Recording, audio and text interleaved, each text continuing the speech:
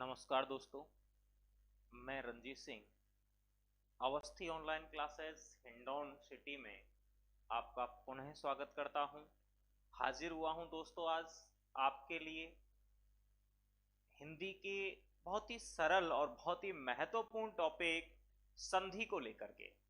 देखिए दोस्तों, पिछली यूनिट में या मैं कह सकता हूं कि पिछली ऑनलाइन क्लास के अंतर्गत आपने संधि का शाब्दिक अर्थ, संधि की परिभाषा, संधि के अंतर्गत किन किन बातों का होना पाया जाता है, संधि की कसौटी क्या है, संधि के रूप कितने होते हैं और संधि के भेद कितने होते हैं, यहां तक दोस्तों हमने पढ़ा था। संधि के भेद तीन होते हैं दोस्तों। नंबर एक स्वर संधि, नंबर दो व्यंजन संधि और नंबर तीन विसर्ग संधि। तो दोस्तों कल हम स्वर संधि की परिभाषा और स्वर संधि के भेदों तक हम जान चुके थे। आज जो हम स्टार्ट करने जा रहे हैं, आज का जो हमारा अध्यापन का बिंदु है, वो अध्यापन का बिंदु आज दीर्घ संधि से शुरू होता है। देखिए दोस्तों, नाम से ही मालूम हो रहा है दीर्घ, दीर्घ का मतलब बड़ा।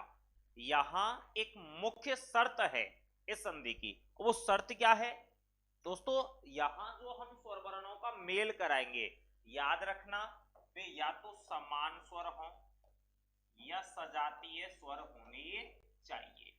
अब आप कहेंगे कि समान या सजातीय स्वर कौन से? तो वर्ण विचार के अंतर्गत जब हमने उत्पत्ति के आधार पर स्वर वर्णों के भेद किए थे, तब मैंने आपको बताया था दोस्तों कि ह्रस्व आ प्लस ह्रस्व आ बराबर दीर्घ आ। ऐसे ही ह्रस्व ई प्लस ह्रस्व ई बराबर दीर्घ ई, ह्रस्व उ प्लस ह्रस्व उ बराबर दीर्घ उ। और ऐसे ही रे की उत्पत्ति हुई, ह्रस्व रे प्लस ह्रस्व री बराबर दीर्घ री। अब याद रखना दोस्तों कि ये ह्रस्व आ दीर्घ आ का सजातीय है और दीर्घ आ ह्रस्व आ का सजातीय है। ह्रस्व आ ह्रस्व आ आपस में सजातीय है और दीर्घ आ के बाद दीर्घ आ जाए तो ये आपस में सजातीय है। कुल मिला के बात ये है कि ह्रस्व आ को हम दीर्घ आ से जोड़ें या दीर्घ आ को ह्रस्व आ से जोड़ें या ह्रस्व आ को ह्रस्व आ से जोड़ें या दीर्घ आ को दीर्घ आ से जोड़ें, ये आपस में सजातीय ही रहेंगे। सेम कहानी दोस्तों ई की होती है। ह्रस्व ई दीर्घ ई के सजातीय है तो दीर्घ ई ह्रस्व ई की सजातीय है। ऐसे ही ऊ की बात आती है और ऐसे ही होगा रे। तो याद रहे कि यहां हम जो मेल कराएंगे वर्णों का, वो वर्ण कैसे वर्ण होंगे? स्वर वर्ण। और दोनों स्वर वर्ण कैसे हों? समान या सजातीय स्वर होने चाहिए। आइए दोस्तों हम बात करते हैं इस संधि के सूत्र पर। संस्कृत में सूत्र प्रचलित होता है कि अकह सवर्ण है दीर्घा, अकह सवर्ण दीर्घा। तो समान वर्ण जुड़कर दीर्घ हो जाते हैं, जैसा कि मैंने यहां लिखा हुआ है, आप देख सकते हैं अ ए ओ रे। ध्यान दीजिएगा, संधि यहां से आपकी स्टार्ट होती है और जैसे जैसे आप संधि के अंतर्गत बढ़ते जाएंगे, बहुत ही ये आनंददायक टॉपिक बन जाएगा। संधि का ये सूत्र कहता है कि यदि पहले पद के अंत में, पहले पद के अंत में अ ए ओ रे कैसे हो? ये ह्रस्व या दीर्घ, यानी कि छोटा हो या बड़ा हो। पहले पद के अंत में ह्रस्व आ या दीर्घ आ हो, ह्रस्व ई या दीर्घ ई हो, ह्रस्व उ या दीर्घ उ हो, ह्रस्व री या दीर्घ री हो।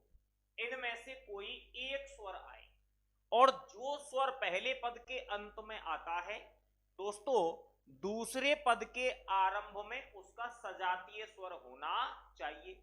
अब जैसे यहां मान लो ह्रस्व आ गया, तो दूसरे पद के आरंभ में ह्रस्व आ या दीर्घ आ ही होना चाहिए, तब तो दीर्घादेश संभव है।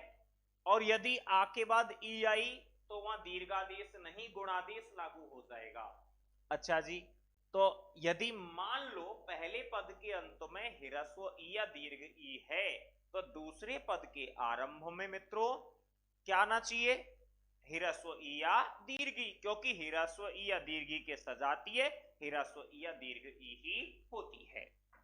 अब हम ऐसे कह सकते हैं, मान लीजिएगा पहले पद के अंत में ह्रस्व आ या दीर्घ आ, इन दोनों में से कोई एक स्वर वर्ण आया, तो दूसरे पद के आरंभ में सजातीय स्वर क्या होंगे? ह्रस्व आ या दीर्घ आ, ह्रस्व आ या दीर्घ आ में से कोई एक स्वर, इन दोनों में से कोई एक स्वर वर्ण आए और इन दोनों में से कोई एक स्वर वर्ण आए, तो मेल कराने पर इन दोनों के स्थान पर हो जाता है दीर्घ आ।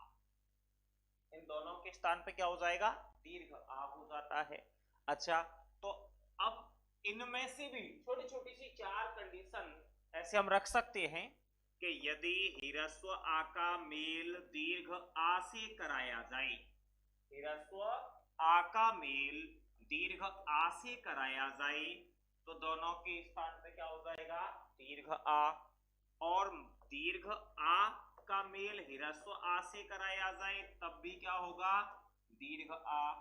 और पहले पद के अंत में ह्रस्व ई, पहले पद के अंत में ह्रस्व आ हो और दूसरे पद के आरंभ में ह्रस्व आ हो, तो दोनों के स्थान पर दीर्घ आ हो जाता है। और दीर्घ आ के बाद दीर्घ आ जाए तब भी क्या होगा? दीर्घ आ हो जाता है। अब देखिए दोस्तों, जैसे आपके लिए शब्द दे दिया जाता है सिंह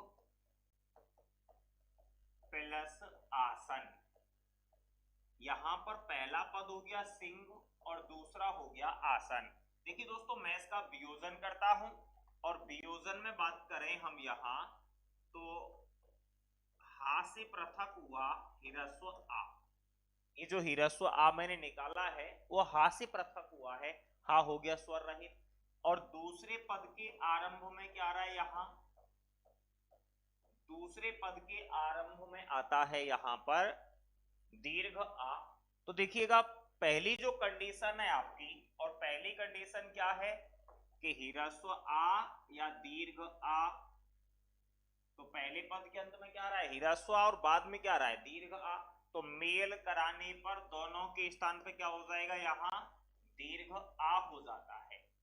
अब दोस्तों, ह्रस्व आ और दीर्घ आ ने मिलकर दीर्घ आ बनाया, तो यहां से ये ह्रस्व आ और दीर्घ आ दोनों हो गए खत्म, और ये दीर्घ आ की मात्रा लगती है हा के साथ में, और शब्द बनता है सिंहासन।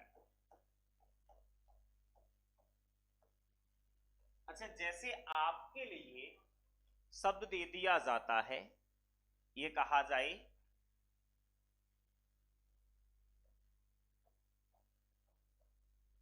महा प्लस आशय, महा प्लस आशय। तो अब देखो, यहां पहला पद है महा और दूसरा पद है आशय। पहले पद के अंत में हा के साथ मात्रा आई है दीर्घ आ की, और दूसरे पद के आरंभ में भी क्या रहा है? दीर्घ आ। तो अब इन दोनों का मेल कराया जाए तो बनता है दीर्घ आ, यहां से दोनों खत्म हो जाते हैं और दीर्घ आ की मात्रा हा के साथ में जुड़ जाती है, शब्द बन जाता है महाशय।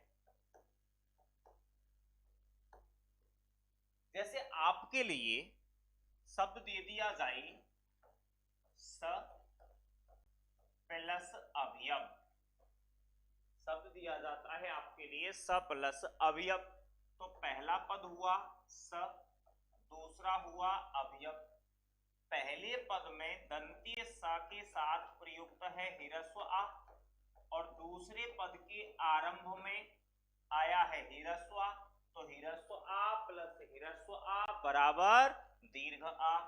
तो यहां दीर्घ आ बना किन किन से मिलके? ह्रस्व आ और ह्रस्व आ से। जब इन दोनों से मिलके दीर्घ आ बना तो यहां से ये दोनों हो जाते हैं समाप्त, और दीर्घ आ की मात्रा प्रयुक्त होती है दंतीय सा के साथ, और शब्द बनता है दोस्तों सावयव। अच्छा, ऐसे ही आपके लिए शब्द दे दिया जाए कि स प्लस अवधान स प्लस अवधान। तो स प्लस अवधान, पहला पद दंतीय सा, दूसरा अवधान दंतीय सा के साथ प्रयुक्त हुआ है अ, और आ के बाद क्या आ रहा है, ह्रस्व आ। तो ह्रस्व आ प्लस ह्रस्व आ बराबर दीर्घ आ, शब्द क्या बनेगा, सावधान। आपके लिए शब्द दे दिया जाता है द्राक्ष धन अरिष्ट, द्राक्ष धन अरिष्ट। द्राक्ष यहां छ, छत्री वाले छ में क्या आ रहा है, ह्रस्व आ, और इधर दूसरे पद के आरंभ में ह्रस्व आ, तो अकह सवर्ण है दीर्घ आ।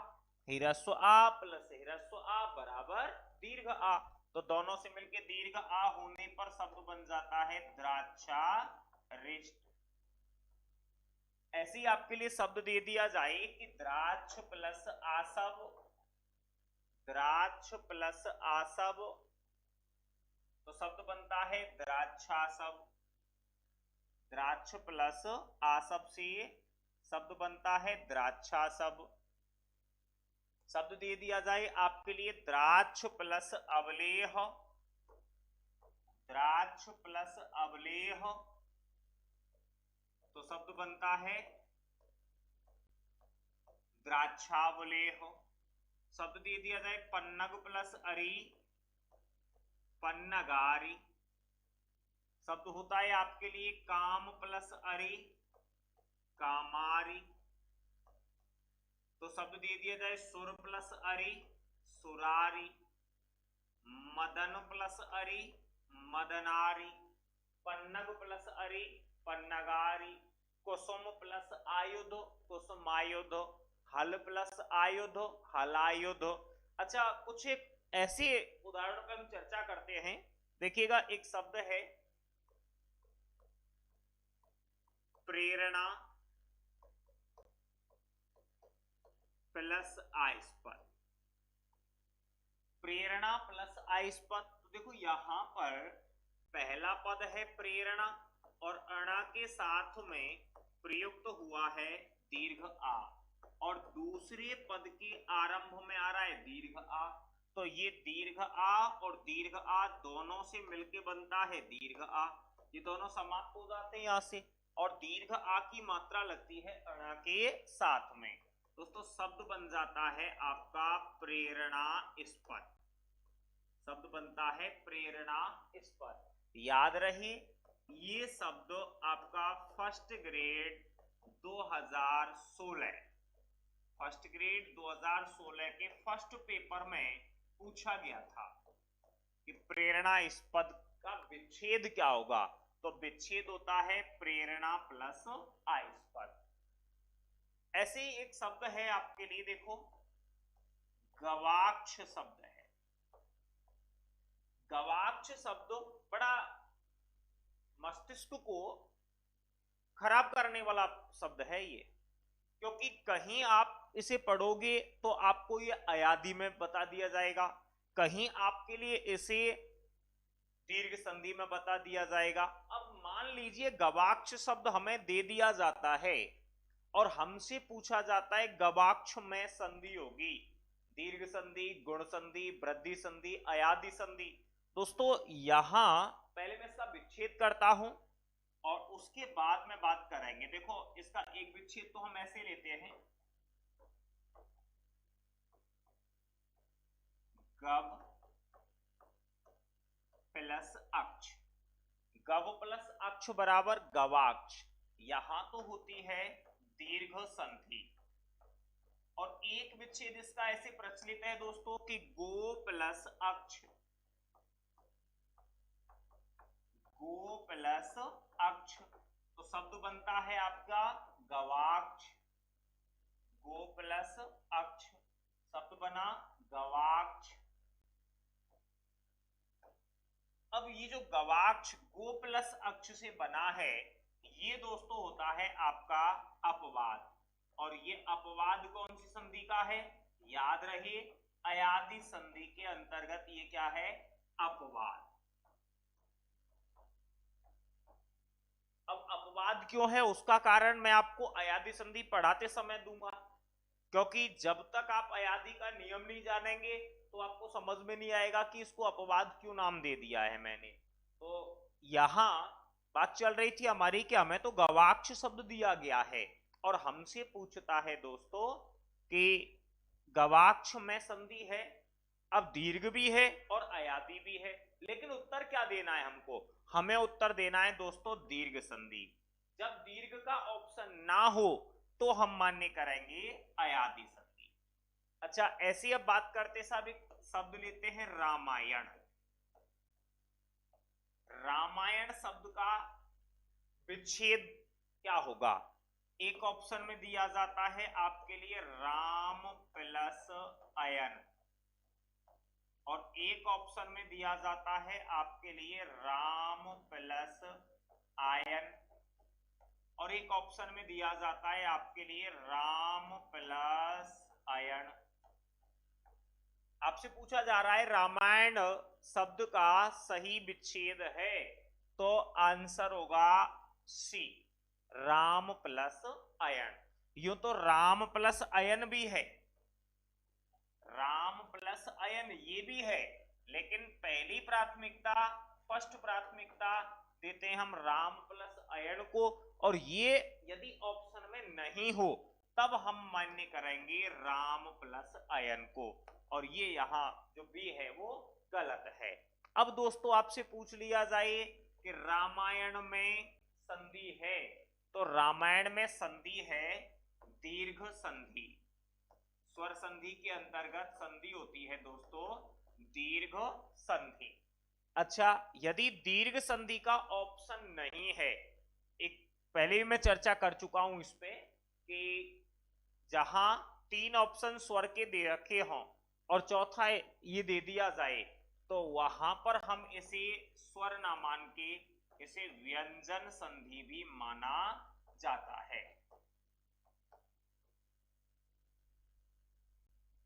तो दीर्घ संधि के पहले स्टेप पे हम बात कर रहे थे। दीर्घ संधि का नियम कहता है कि पहले पद के अंत में आ ई उ री, आ ई उ री कैसे हो? ह्रस्व या दीर्घ। और दूसरे पद के आरंभ में सजातीय स्वर हो। पहले पद के अंत में जो स्वर आए आ ई उ री, इन चारों में से चाहे वो अपने ह्रस्व रूप में हो या वह अपने दीर्घ रूप में हो, जो स्वर वर्ण पहले पद के अंत में प्रयुक्त हो उसका सजातीय स्वर दूसरे पद के आरंभ में होना चाहिए।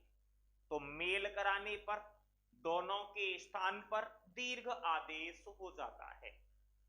तो इसमें हमने केवल आ पे चर्चा की है। अभी आ के लिए मैंने लिया ह्रस्व आ या दीर्घ आ के बाद ह्रस्व आ या दीर्घ आ में से कोई एक स्वर आए तो मेल कराने पर दोनों के स्थान पर दीर्घ आ हो जाता है। कुछ एक उदाहरण मैंने बोर्ड पे आपको समझाए, आशा है आपको ये उदाहरण समझ में आए होंगे। जो बातें मैंने आपको बताई हैं बिल्कुल आपको समझ में आ गई होंगी।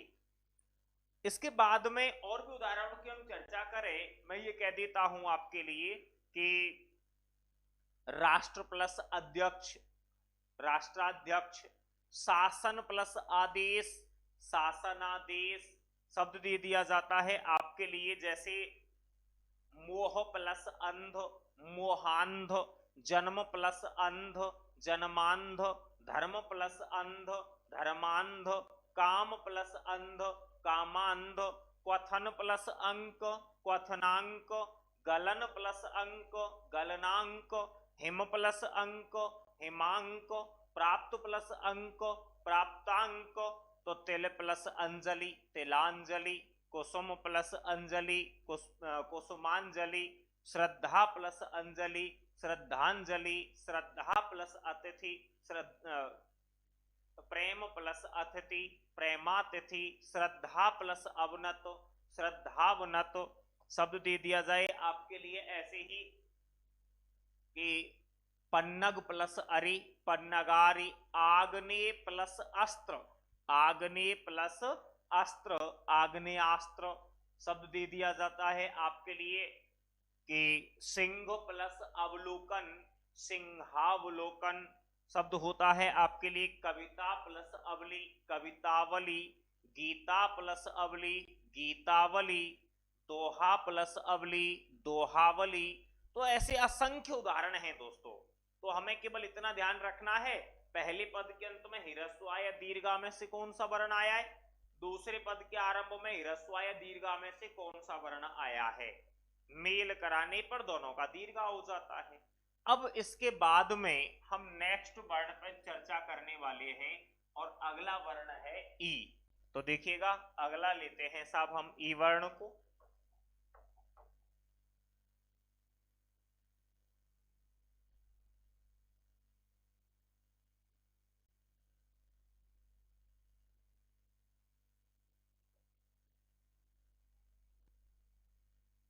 अगला अपना वर्ण आता है ई वर्ण।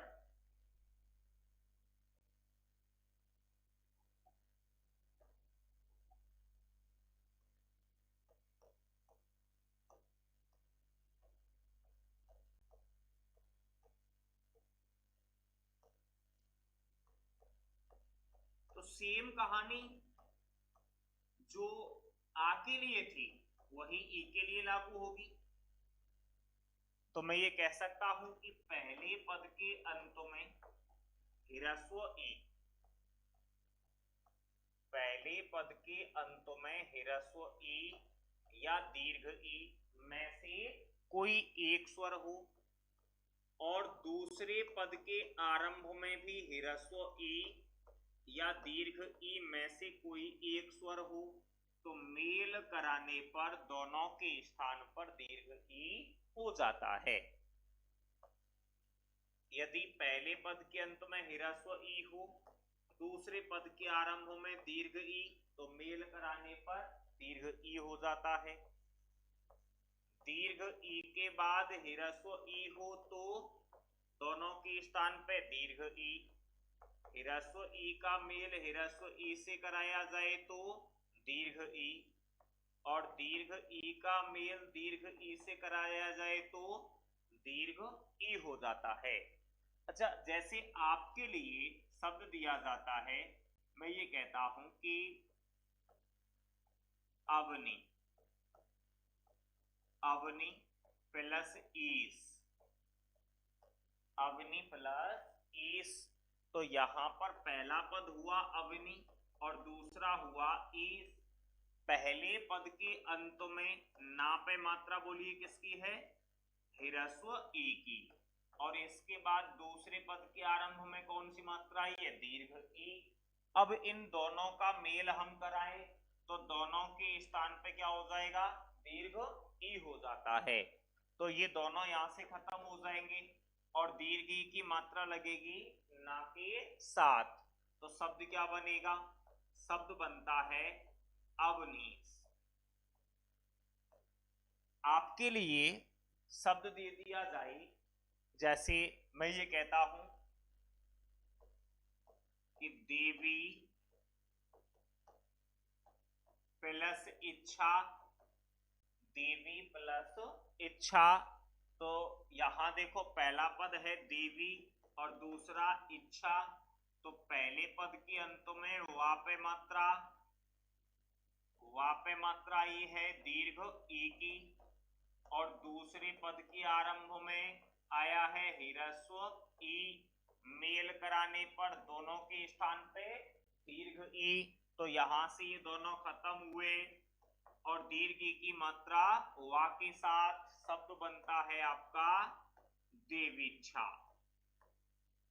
अच्छा, ऐसे ही आपके लिए शब्द दे दिया जाए कि सची,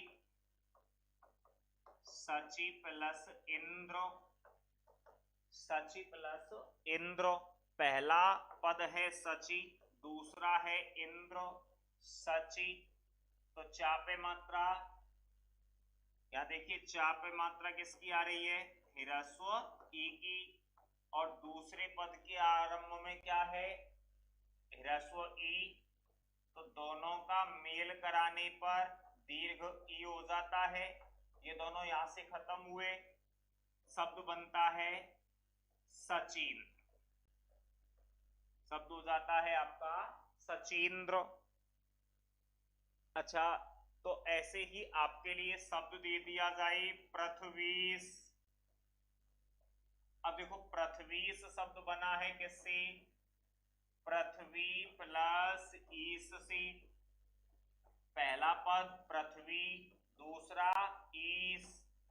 पहले पद के अंत में वा पर मात्रा दीर्घ ई की, दूसरे पद के आरंभ में आई दीर्घ ई, दोनों से मेल कराने पे बनती है दीर्घ ई और शब्द हो जाता है पृथ्वी।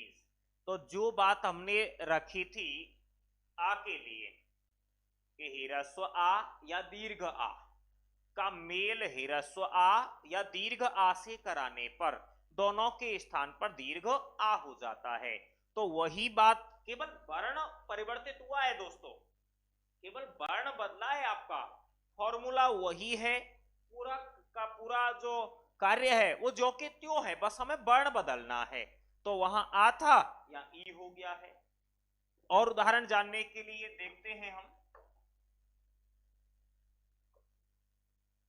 मैं थोड़ा स्थान रिक्त करता हूं इस श्वेत पट्ट पर। जब स्थान रिक्त हो जाएगा तो मैं और आपको उदाहरण बताऊंगा।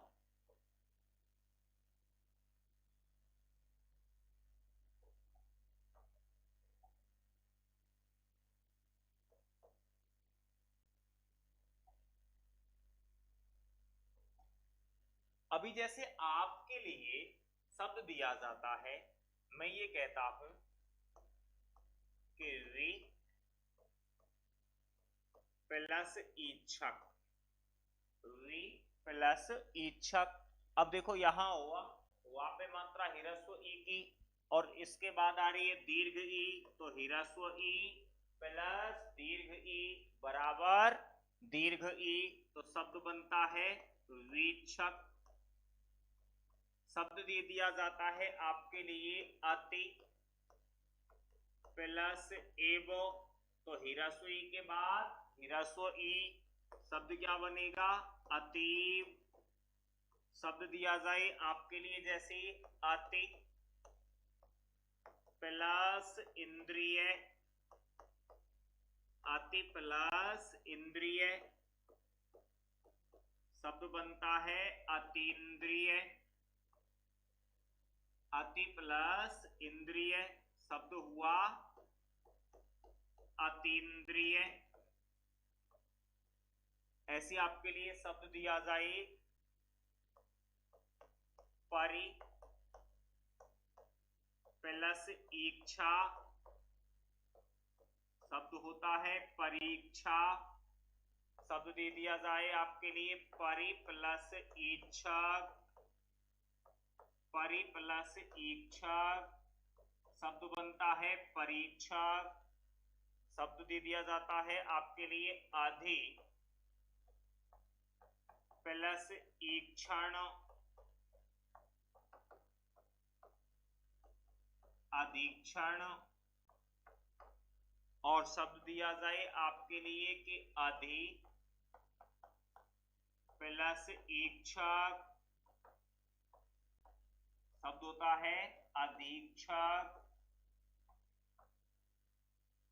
तो मैं ये कहता हूं कि प्राप्ति प्लस इच्छा, प्राप्ति प्लस इच्छा, शब्द बनता है प्राप्तिच्छा। शब्द दे दिया जाए आपके लिए कपि प्लस ईश, शब्द होता है कपीस। नारी प्लस इच्छा, नारीच्छा।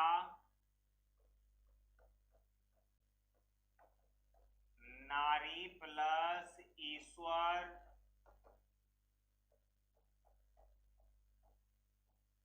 नारीश्वर। तो ह्रस्व ई या दीर्घ ई का मेल ह्रस्व ई या दीर्घ ई से कराने पर दोनों के स्थान पर दीर्घ ई हो जाता है। और अब इसके अंतर्गत अगला वर्ण आता है आपका उ। तीसरा जो वर्ण है नियम के अकॉर्डिंग, वो तीसरा वर्ण है आपका उ। तो सेम बात रहेगी उ के लिए। नियम यही कहता है कि ह्रस्व उ या दीर्घ उ, ह्रस्व उ या दीर्घ उ। तो पहले पद के अंत में ह्रस्व उ या दीर्घ उ, और दूसरे पद के आरंभ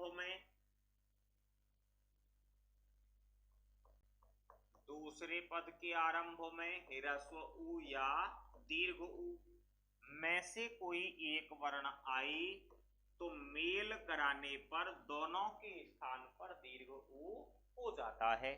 अब सेम पहले की तरह, पहले पद के अंत में ह्रस्व उ हो, दूसरे पद के आरंभ में दीर्घ उ हो, तो मेल कराने पर दोनों के स्थान पर दीर्घ उ हो जाता है। यदि पहले पद के अंत में दीर्घ उ है और दूसरे पद के आरंभ में ह्रस्व उ आया है, तो दोनों के स्थान पर दीर्घ उ हो जाएगा। और ह्रस्व उ का मेल हम ह्रस्व उ से कराएं तो दोनों के स्थान पर दीर्घ उ होगा, और दीर्घ उ का मेल हम दीर्घ उ से कराते हैं तो दोनों के स्थान पर भी दीर्घ उ होता है। अब देखिए, जैसे आपके लिए मैं शब्द लेता हूं साधु प्लस उपदेश, साधु प्लस उपदेश।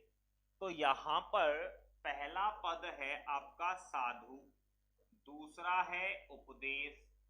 पहले पद के अंत में देखिएगा साधु, धा पर मात्रा ह्रस्व उ की, और उसके बाद दूसरे पद के आरंभ में जो वर्ण आया है वो वर्ण है ह्रस्व उ। तो ह्रस्व उ प्लस ह्रस्व उ बराबर दीर्घ उ। ये दोनों यहां से खत्म हो गए और दीर्घ उ की मात्रा जुड़ती है धा के साथ। शब्द क्या बनेगा? शब्द होता है साधुपदेश। ऐसे ही आपके लिए शब्द दे दिया जाए चमू प्लस उमंग, चमू प्लस उमंग। तो यहां पहला पद चमू, याद रहे चमू सेना का पर्यायवाची होता है।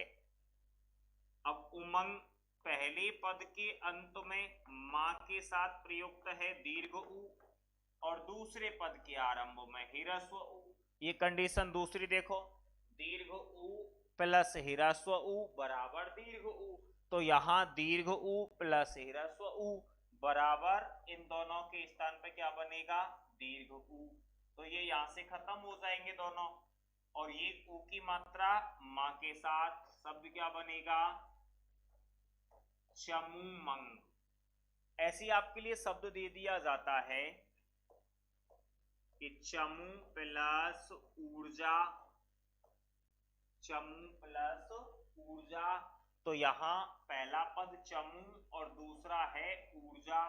तो मां पर मात्रा आ रही है दीर्घ उ की, और दूसरे पद के आरंभ में भी मात्रा प्रयुक्त हुई है दीर्घ उ। अब यहां इन दोनों का मेल कराते हैं हम, दीर्घ उ प्लस दीर्घ उ। तो कंडीशन नंबर 4 देखिए, दीर्घ उ प्लस दीर्घ उ बराबर दीर्घ उ। तो यहां दीर्घ उ और दीर्घ उ मिलके दीर्घ उ में बदल जाते हैं, ये दोनों यहां से खत्म हो जाएंगे, और दीर्घ उ की मात्रा लग जाती है स्वर रहित मां के साथ। तो शब्द क्या बनेगा? शब्द बनता है चमूर्जा। ऐसे ही आपके लिए शब्द दे दिया जाता है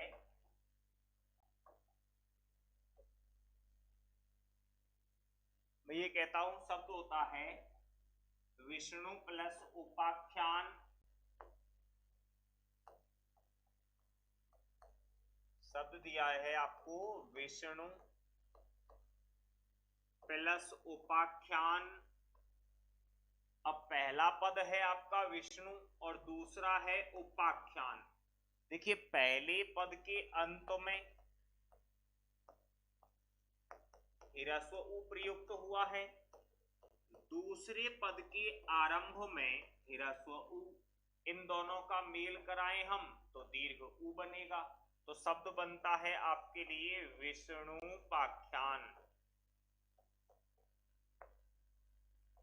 शब्द आपके लिए दे दिया जाए कि सु प्लस उक्ति सूक्ति, कटु प्लस उक्ति कटुक्ति। तो शब्द दिया जाता है आपके लिए अनु प्लस उदित अनुदित। शब्द होता है आपके लिए भानु प्लस उदय भानुदय। तो लास्ट लेते हैं अब हम इसके अंतर्गत आपका अगला, और जो लास्ट वर्ण बचा है वो है आपका री। आ हो गया, ई हो गई, उ हो गया। और अब बात करते हैं हम नेक्स्ट री पर। देखिएगा री के लिए भी सेम कहानी रहती है जो अब तक की थी। जो आ ई उ के लिए हमने मान्य किया है वही बात री पे लागू होगी।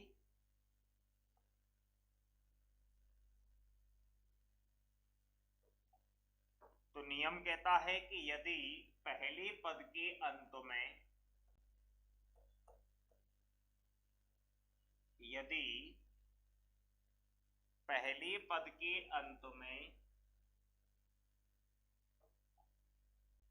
ह्रस्व री या दीर्घ री, पहले पद के अंत में ह्रस्व री या दीर्घ री में से कोई एक स्वर हो और दूसरे पद के आरंभ में ह्रस्व री या दीर्घ री में से कोई एक स्वर हो, इन दोनों में से कोई एक स्वर आए या इन दोनों में से कोई एक स्वर आए, तो मेल कराने पर इन दोनों के स्थान पर दीर्घ री हो जाता है।